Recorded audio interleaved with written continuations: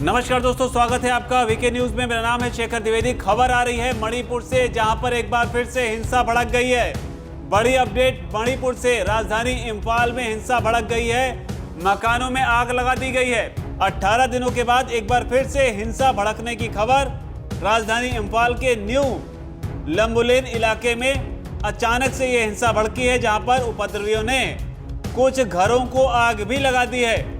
हिंसा को देखते हुए सरकार ने इलाके में सेना तैनात कर दी है। प्रशासन ने इन इलाकों में कर्फ्यू भी लगा दिया है। साथ ही अगले 4 दिनों तक के लिए इंटरनेट की सेवाएं भी स्थगित कर दी हैं। तो इस तरह की रिपोर्ट्स निकलकर सामने आ रही है। हालांकि जिन घरों में आग लगाई गई थी उनके बारे में कहा यह जा रहा है कि घर खाली थे। तो ये बड़ी अपडेट मीडिया रिपोर्ट्स के हवाले से जो जानकारी आ रही है उसके मुताबिक सुबह करीब 10 बजे एक लोकल मार्केट में जगह को लेकर मैतेई और कुकी समुदाय आमने सामने आ गए थे, जिसके बाद झगड़ा हो गया। इसके बाद उपद्रवियों ने कुछ घरों में आग लगा दी।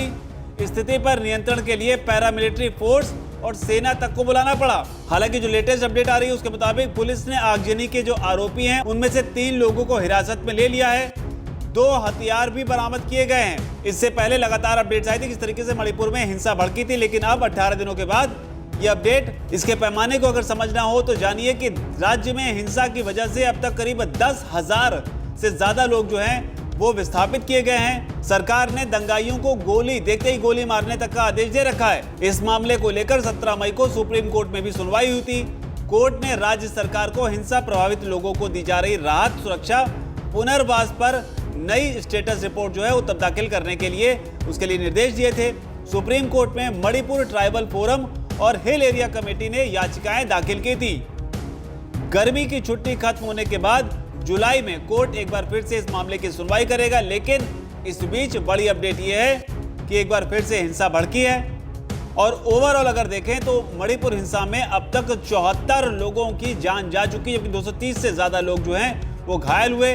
1700 घरों को जला दिया गया। तो अब इससे हिंसा का पैमाना जो है, किस स्केल पर यह वायलेंस हुआ है, इसका आप अंदाजा लगा सकते हैं। इंटरनेट की सुविधाएं लगातार बंद चल रही हैं। इस तरह की अपडेट्स भी निकलकर सामने आ रही हैं। तो कुल मिलाकर मणिपुर से जो अपडेट आई है वो अपने आप के लिए लेकर आए, लेकिन फिलहाल क्या स्थिति है इस पर नजर रहेगी। लेकिन जो तस्वीरें आई वो एक बार फिर से डराने वाली थी।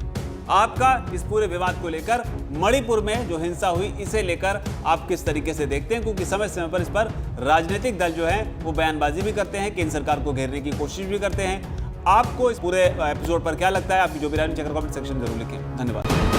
वीके न्यूज, राष्ट्र के नाम।